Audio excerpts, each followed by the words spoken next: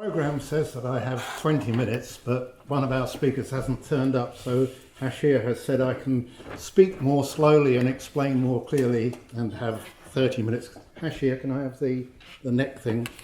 There's so many neck things.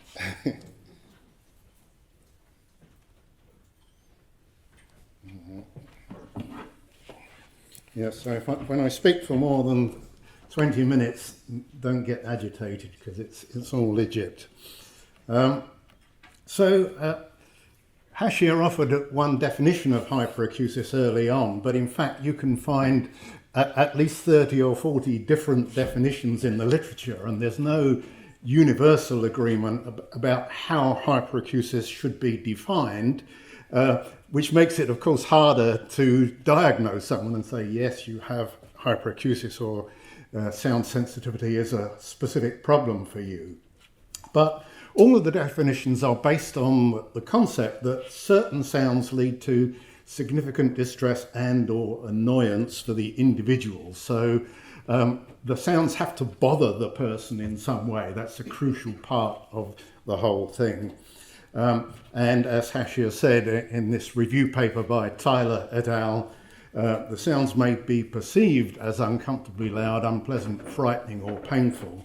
And in that review paper, which I was the last author on, sneaked in at the end of about 10 authors, we said that there might indeed be several different varieties of hyperacusis. It's not a unitary disorder, but there may be different types of hyperacusis. Now, in the clinic, when working with patients who might have hyperacusis, uncomfortable loudness levels are sometimes measured. Indeed, some people measure them when fitting hearing aids as well, although that's not so common. And these uncomfortable loudness levels correspond to the lowest sound level at which sounds are perceived to be uncomfortably loud, unpleasantly loud or uncomfortable.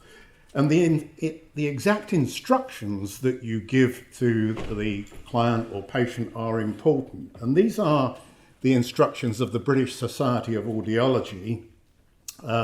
So the recommendation is you say to the patient, I will gradually make the sound louder in your ear, and you must press the button or raise your hand as soon as the sound becomes uncomfortable or uncomfortably loud.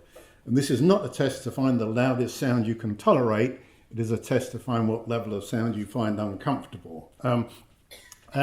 Many years ago, before the BSA came up with this recommendation, I didn't really have that last sentence. I instructed patients, just tell me when the sound becomes uncomfortable. And I remember one old guy, and I had the sound up to 90 dB, no response. Turned it up to 95, still no response. Eventually I got up to 110, and I could see the guy wincing, but he still didn't raise his hand, and then he said, well, I was in the army, I can take a bit more, and he was obviously viewing it as a kind of test of his willpower and strength. So you have to emphasize to people, this is not what we want. We want you to just say when it first becomes uncomfortable. Now, for normal hearing people, the average uncomfortable loudness level averaged across audiometric frequencies is usually between 86 and 100 dB HL. And people with hyperacusis, diagnosed in some other way, by a questionnaire maybe, or people complaining about sound tolerance problems, often have lower than normal ULLs in one or both ears. And so ULLs might be useful both to diagnose hyperacusis and to assess the severity of hyperacusis as part of a battery of measures. I wouldn't suggest that it's the only measure that you take, but it could be one thing that you could measure that could help to confirm the diagnosis. But it's not been entirely clear from reviewing the literature what the recommended ULL should be to diagnose hyperacusis. There are various different recommendations you can find in the literature about how low the ULL should be for you to say, yes, you have hyperacusis. And also in the literature, there have been conflicting reports about the relationship between ULLs and hyperacusis handicap as assessed using questionnaires, and in general psychological aspects of tinnitus, how much it's bothering people in everyday life.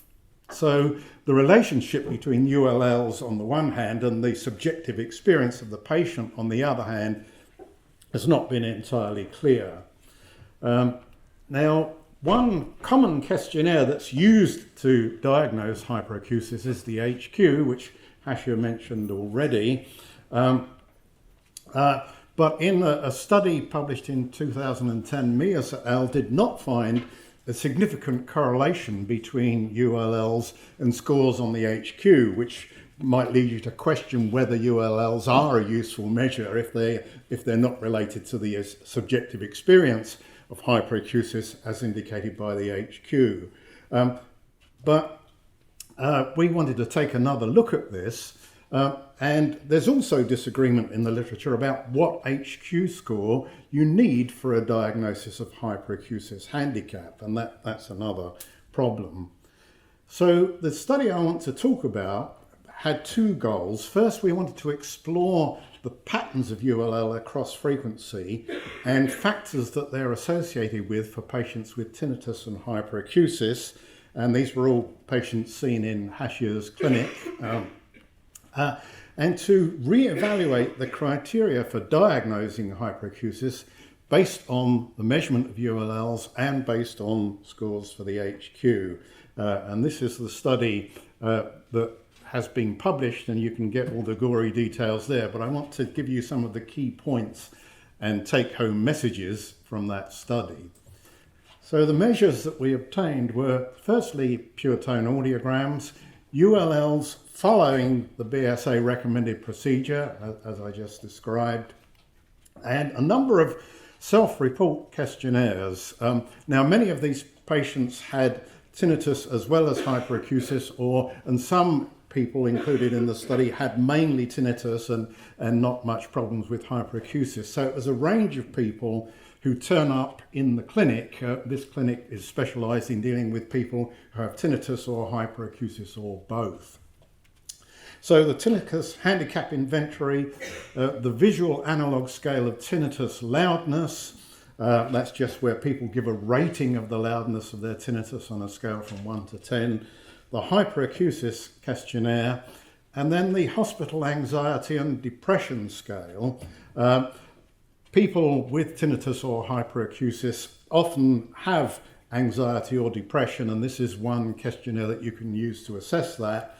And then the insomnia severity index, and again, people with tinnitus and hyperacusis often have problems sleeping, and that can be assessed using this ISI questionnaire. And of course, we also took into account the age and the gender of the participants.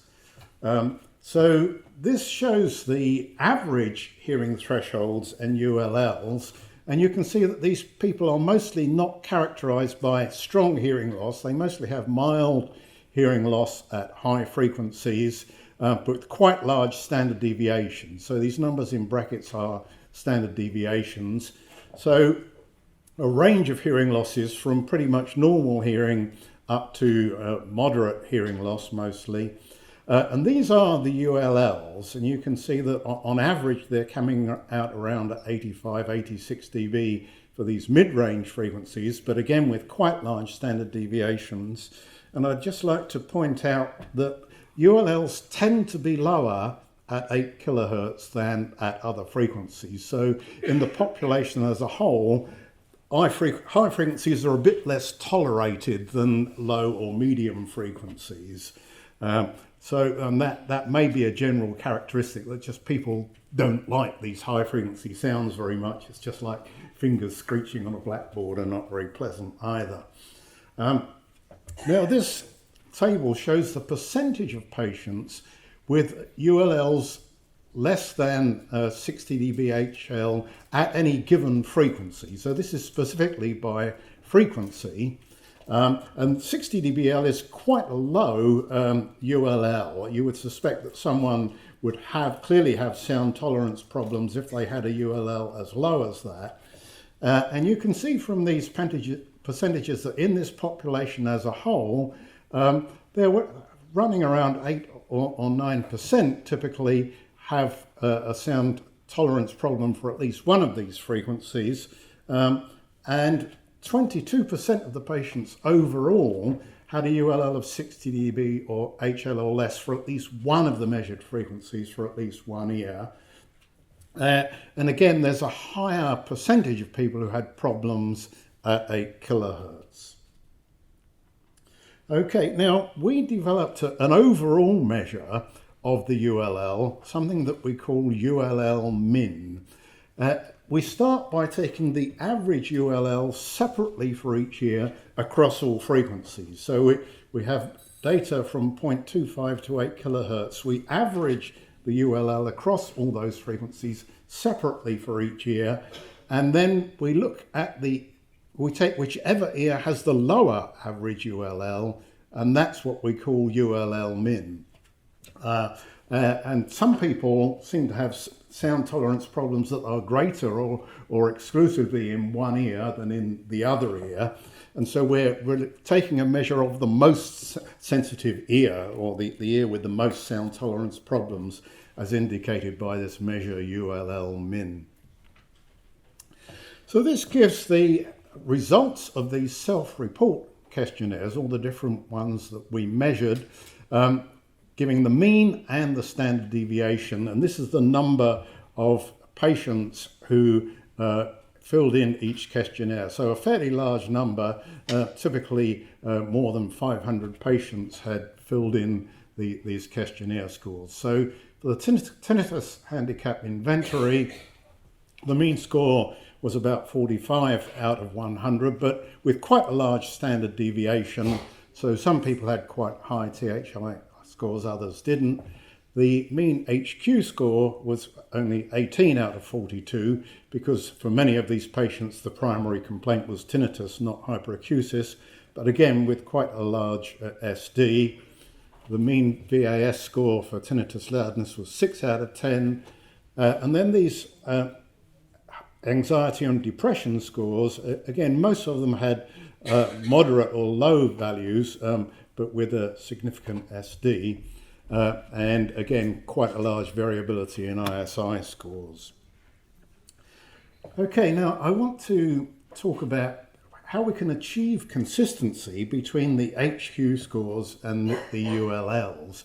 And it turned out that in these data, there was a relationship between the two. Higher HQ scores tended to go along with lower ULLs. So we did find the relationship between the two. And what we proposed is that hyperacusis handicap is indicated by a value of ULL min of 77 dBHL or less, and an HQ score of 22 dB or more. And if you accept those criteria, then you find that 95% of people with ULL min values less than this criterion of 77 dB had HQ scores greater than 22 dB. So we've got a good degree of consistency between the two there. And 95% of patients with HQ scores greater than 22 had ULL min values of greater than 77 dB HL. So we've got a nice correspondence between these two measures if you accept these criteria. And if we look separately at the two groups of patients with ULL min values above or below 77 dB HL, then for those with ULL min values above the criterion, the mean HQ score was only 16.1, which is quite low, with a confidence interval from 15.2 to 17, whereas the mean HQ score was higher, 23.5, with a confidence interval of 22 to 25 for patients with ULL min values below 77 dB HL. So there is a reasonable consistency between these two, and it may be that you can get a better and safer overall diagnosis of hyperacusis handicap if you measure both ULLs and you administer the HQ questionnaire.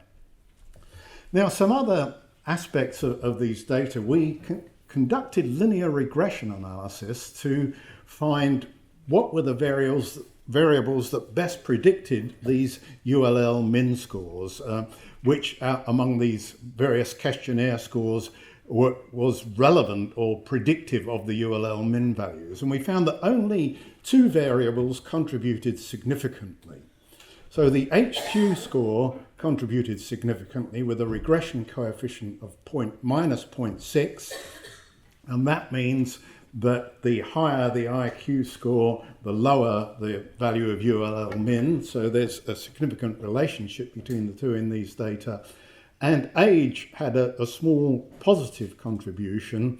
As age goes up, the ULL min value also goes up slightly, but that was a rather small effect, a small coefficient. So that just summarizes those results.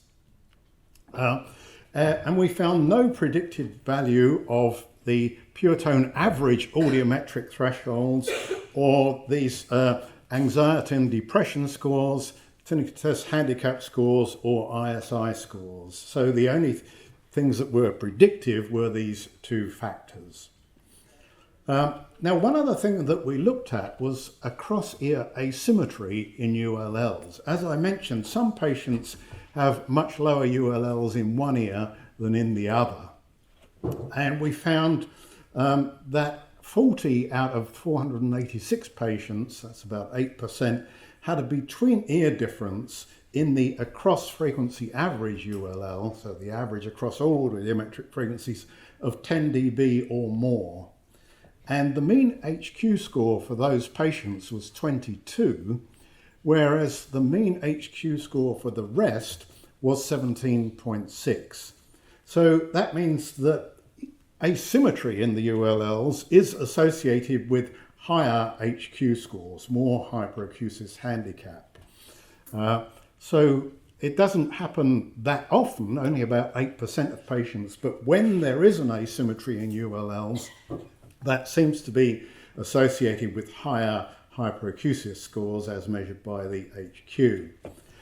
And this large intraoral asymmetry in ULLs is not associated with intraoral differences in the pure tone average. So it's not the case that they've got worse hearing in one ear than the other in terms of their thresholds. It's something that's occurring at supra-threshold levels. It's not clear what's happening, why there is this intraoral asymmetry, but it does seem to be associated with hyperacusis. And we also found that large across-frequency changes in ULL are associated with higher HQ scores. So when there's a big change across frequency, that's more likely to be associated with hyperacusis handicap. And the most common pattern was for the ULLs to decrease at high frequencies. As I mentioned before, ULLs were lower at 8 kilohertz for the population as a whole, but in those with high HQ scores, that effect tended to be exaggerated. So many people had specific problems with high frequency sounds, but a few had problems with low frequency sounds as well. So it wasn't confined to the high frequencies, but when you see large across frequency changes in ULL, that may also be associated with hyperacusis handicap. So to just give you some conclusions and take-home messages, you can get consistency between a diagnosis of hyperacusis handicap based on ULLs with a diagnosis based on HQ scores by choosing appropriate cutoff values for the 2 measures. And we have recommended the following values. ULL min should be less than 77 dB HL, and the HQ score should be above or equal to 22 dB. And just to remind you, ULL min is the average ULL across frequencies for the ear with the lower ULL. And if you choose those criterion values, then you get a good consistency between the results. 95% of patients with ULL min values meeting the criterion also meet the criterion based on HQ scores, and vice versa. The values of ULL min tend to decrease with increasing HQ score and to increase with increasing age. It's not clear why that happens. It could be that older people are just a little bit more tolerant to sounds, but it could also be that their average audiometric thresholds are going up, and that may have a small influence on the perceived loudness of sounds, that with incomplete loudness recruitment caused by the hearing loss, it may be that the decrease in ULL min with increasing age is associated with hearing loss, and further work is needed to establish that. Hyperacusis handicap is associated with a strong cross-frequency variation in ULLs, and this may indicate a dislike of specific sounds. Now, of course, this study only used the artificial test sounds that you use in audiometry, and things may be quite different for everyday sounds. And as we all know, some people with hyperacusis dislike very specific sounds, like the sounds of a vacuum cleaner or a baby crying or other people chewing or breathing and things like that. So this study didn't take into account the meaning of sounds to the individual, and that's a missing dimension from all of this, and more study is needed of those types of sounds. But even within these artificial sounds, we have a hint that hyperacusis is associated with dislike of specific sounds, quite often high frequency sounds. And strong between ear differences in ULL are rare, but when they occur, they're associated with higher HQ scores. So that's again something that you can watch out for in the clinic. But the ULL min values are not strongly associated with the pure tone average thresholds. So the audiometric thresholds themselves don't give much insight into hyperacusis or hyperacusis handicap. You really need this supra-threshold measure of the ULL to get some insight to add to your test battery of questionnaire data and other kinds of measures that you might take. And I'll stop there and invite any questions or comments that you may have. Yes, it is also my honor to see you in person after reading so many articles from US, so we are enamored with the British accent as well. So how do you, I'm supposing that we are thinking also about treating people because we want to help. We are in the business of helping these people. So how do you go with that ULL minimum in terms of how much improvement in that ULL minimum do you have to see in order to say that this person has improved in terms of tolerance of loud sounds? Well, there have been some studies of assessing changes in ULLs following various kinds of treatment. Craig Formby is one of the people who's done those kinds of studies, and generally the effects aren't huge, but if you can see a change of 5 dB, that's at least something, and that's the kind of thing that you can get by acclimatizing people to certain sounds, gradually sort of creeping up on those things maybe. I think if you see a 5 dB effect, that would be something that is some progress. If you could see 10 dB, that would be really quite substantial progress, I think. I think it's hard to achieve more than that with the kind of therapies that are around. At least I've not seen data showing big effects. But I think these ULLs can be used as a tool to assess what progress you're making with any kind of therapy. So I've talked about them mainly as a diagnostic tool, but I think they could also be useful for assessing progress that you're making. And as I say, people tend to be quite, the threshold is quite stable, these ULL values, without treatment. So if you can change them even by 5 dB, I think that's signs that you're doing something, that your treatment is achieving something.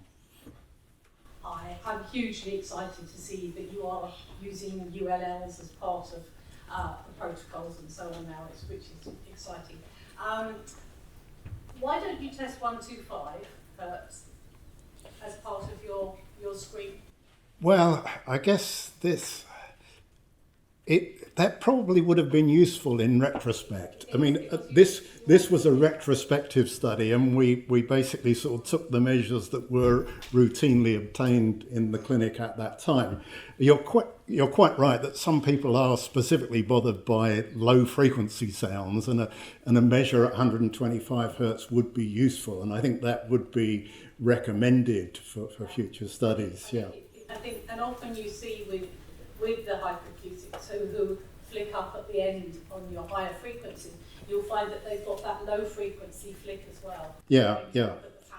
Yeah, we did see a hint of that in the data there. I highlighted the change at 8 kilohertz, but there was the ULLs also went down a bit at the lowest frequency that we tested, and probably would have done even more at 125. And I think from a confidence factor for the patient, if you're starting off doing the ULLs at the lower frequencies, which are the ones that they perceive to be the safer sounds to them rather than the higher frequencies, their confidence builds up while they're doing the test. Right. And therefore they relax while they're doing it, and they get better at doing it. Yeah.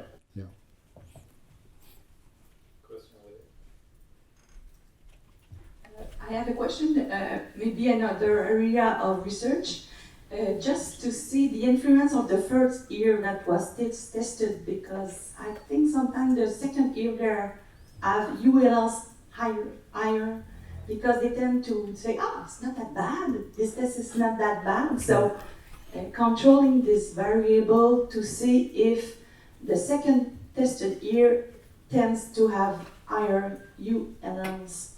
Yeah. That's what I observed. It's an interesting point. I don't think we've looked at that. We tested the right ear first in the clinics. Yeah. I don't think there was any difference between the two. Yeah, I don't know of any studies where people have looked at the order of testing. It would be an interesting thing to do to see if people's tolerance changes. Yeah. Yeah, I mean, in these data, there wasn't a systematic difference between the left and the right ears, and they were always tested with the right ear first. So that would suggest that there's not much of an order effect, but it would be good to look at it more systematically, I think. Okay, I have a question, Professor. And we also measure UCL in the clinic, not for the hyperacusis, uncomfortable level, for the purpose of amplification. So the procedures are a little bit different, and most of the times we collect those data in order to set the hearing aid's maximum power output so it would not cross to the very loud level. So most of the times we see, I don't know, correct me if I'm wrong, but most of the times we see that the uncomfortable levels are higher than 80 decibels for us, at least in the population with hearing loss.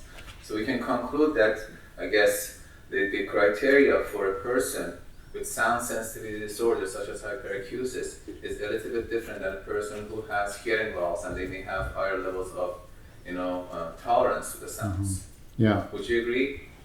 Yeah, I think so. I mean, it's not clear to me how useful ULLs are for fitting hearing aids. It's a little bit controversial, and in the early days, when Resound first brought out their 2-channel compression hearing aid, they did a whole loudness scaling procedure to try to fit the hearing aids, and that was taken up in a number of places, but it's kind of fallen a bit out of fashion, I think. And in the early days, I did some work with Resound hearing aids, and we tried this loudness scaling procedure, and I found there that the instructions again mattered, and at the time I got different results. If I said, imagine that these aren't tones but they're speech-like sounds, this was done with bands of noise in the resound fitting software, but I said, imagine that these are speech-like sounds, and when you say something is at the comfortable level, this is the loudness that you'd like to hear speech at most of the time, rather than the loudness you'd like to hear a band of noise at most of the time, and that makes a difference. And one example was we had one person, we were doing these tests with bands of noise, and anything over about 60 dB was rated uncomfortably loud. They didn't like it at all. And then we fitted the hearing aid using those values, and then they said, oh, I can hardly hear the speech, you've got to turn it way up, you know. And it was just, they didn't like the noise bands, but they were prepared to tolerate much higher levels of speech. But yeah, so I think it's still an open issue how useful ULLs are for fitting hearing aids. My view is that if a hearing aid is programmed properly, then the gains will automatically drop down for high input levels, and you could even let the gains go negative at high levels, and then you wouldn't need even to have a maximum power output limitation. You would never hit that because the hearing aid would never deliver those high levels if you set up the compression properly. Hello, I hope this isn't a stupid question, but is there any evidence to show that ULLs are different or lower in people who are tired and not as mentally alert compared to testing them on another day when they are more mentally alert? Yeah. That makes sense. Yeah, I've not seen any studies on that, so I really don't know if there is any data. I mean, my suspicion would be that if they're tired, they might even be more tolerant. They would be less anxious and sort of less worried about it. But I haven't seen any studies of that to really know. I mean, I guess mostly in the clinic, people are pretty alert and awake when they come in. So they don't come in for a sort of diagnostic test when they're feeling very tired or worn out at the end of a day. So I don't know is the answer.